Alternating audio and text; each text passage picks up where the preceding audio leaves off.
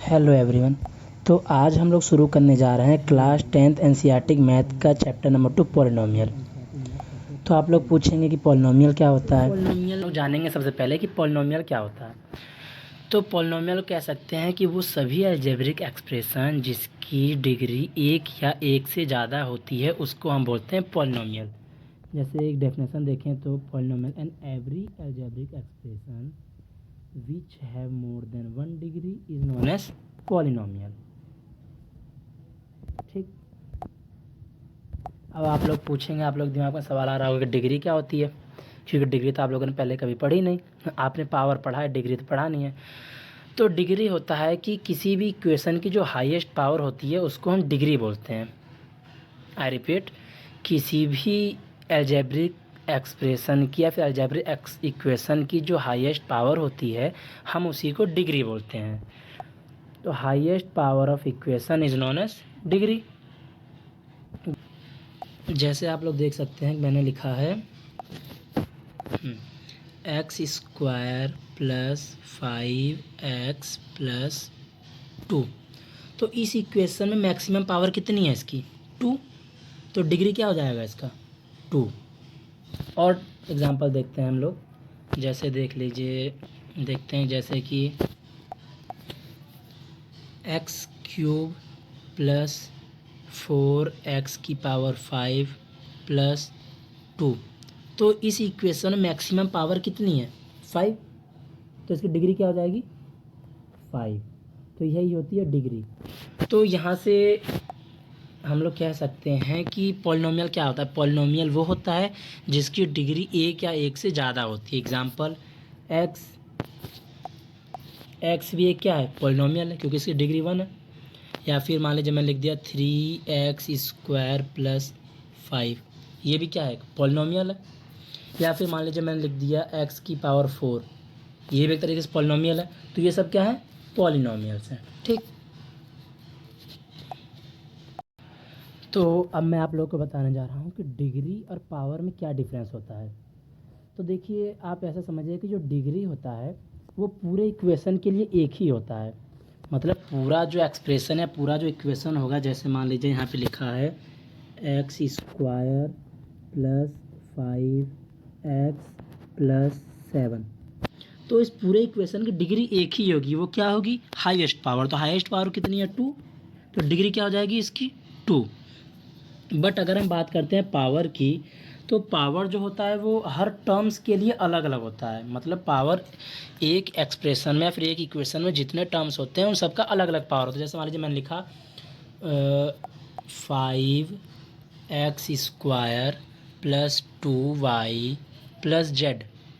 तो मैं आपसे पूछूंगा कि जेड की पावर कितनी है इसमें? तो 1 है। मैं पूछूंगा आपसे एक्स की पावर कितनी है इसमें? तो 2 है।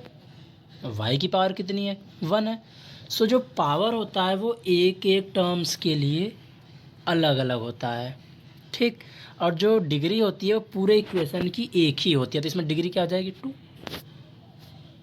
ठीक, समझे? तो आई थिंक अब आप लोग को डिग्री और पावर में डिफरेंस पता चल गया होगा। ठीक, तो हम लोग आगे बढ़ते हैं। तो अब हम लोग आगे पढ़ने जा रहे हैं टाइप्स ऑफ पॉलिनोमियल। मतलब पॉलिनोमियल के कितने प्रकार होते हैं, क्या टाइप्स होते हैं।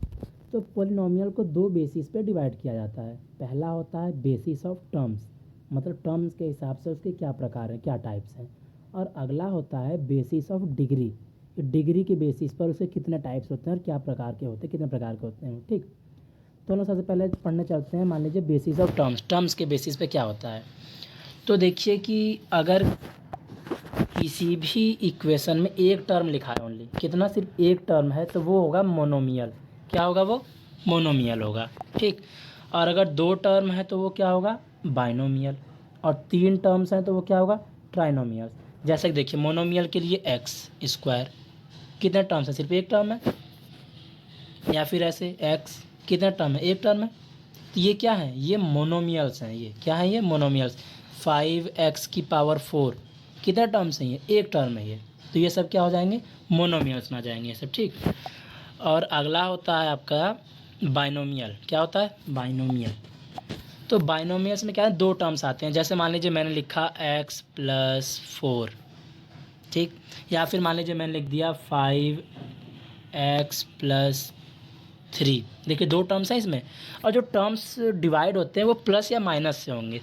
जैसे कि दो टर्म्स लिखे हुए हैं, उनके बीच में प्लस लगा हुआ है, मतलब प्लस लगा हुआ है तो समझिए दो टर्म्स हैं, या माइनस लगा हुआ है दो टर्म्स हैं, दो बार प्लस है मतलब तीन टर्म्स हैं, या फिर दो बार सब्ट्रैक्ट करने से मतलब तीन टर्म्स है ना। जैसे एक प्लस है तो दो टर्म्स हैं, है ना, या फिर एक माइनस लगा हुआ है तो ये देखिए दो टर्म्स हैं, एक ये, ठीक। तो ये किस में आते हैं, बाइनोमियल्स में आते हैं।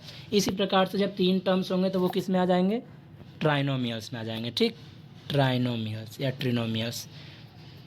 तो अगला अब हम लोग देखते हैं बेसिस ऑफ डिग्री, मतलब डिग्री के बेसिस पे पॉलिनोमियल्स की क्या टाइप्स होते हैं। तो डिग्री आप जानते हैं बेसिकली क्या होता है, मैंने आपको पहले ही बताया। तो जिस इक्वेशन की डिग्री 1 होगी, जिस इक्वेशन डिग्री 1 होगी वो हो जाएगा लीनियर, जिसकी डिग्री 2 होगी वो हो जाएगा क्वाड्रेटिक, और जिसकी डिग्री 3 होगी वो हो जाएगा क्यूबिक। क्या हो जाएगा वो, क्यूबिक।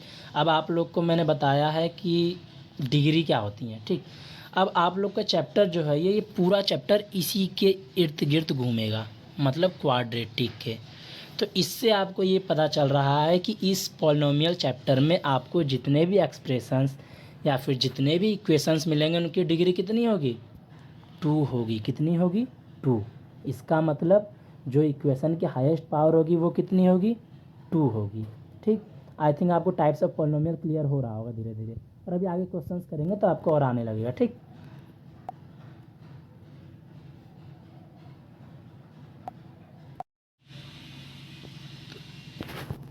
तो अब आप लोग को पढ़ना है रूट ज़ीरोज़ क्या होते हैं। आपने इस चैप्टर में सुना होगा, आपको इस चैप्टर में यही वर्ड्स यूज किए जाएंगे, रूट्स, ज़ीरोज़, फिर सॉल्यूशंस। रूट्स को ही ज़ीरोज़ बोलते हैं और सॉल्यूशंस बोलते हैं, ठीक। तो कंफ्यूज मत होइएगा, कहीं पर रूट्स यूज़ होगा, कहीं पर ज़ीरोज़ यूज़ होगा, सॉल्यूशन तो मे भी कहीं हो कहीं ना हो, यही होगा।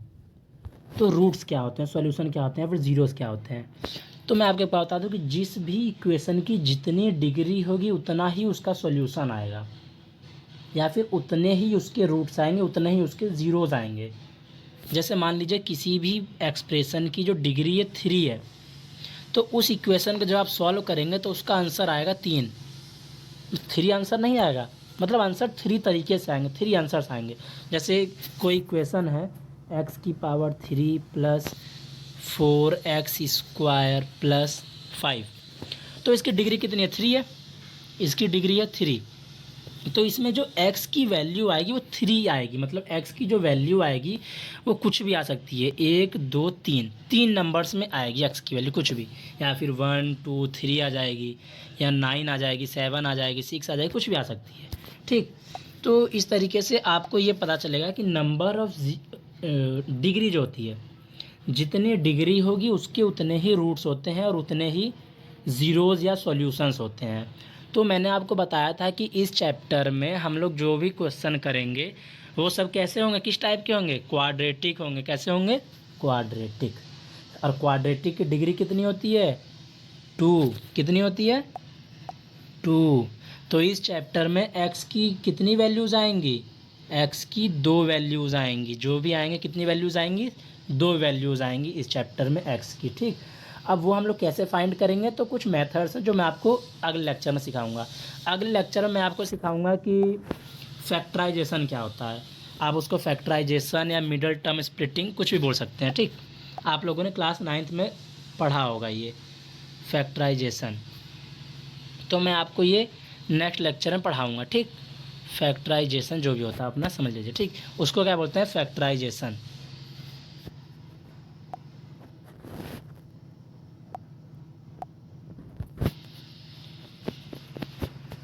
तो मैं आप लोग को नेक्स्ट लेक्चर में पढ़ाऊँगा फैक्टराइजेशन कैसे करते हैं, फिर मिडल टर्म स्प्लिटिंग, ठीक। अगर आपको मेरा ये वीडियो अच्छा लगा हो तो कमेंट कर दीजिएगा, जैसा सब लोग बोलते हैं मैं भी बोल देता हूँ।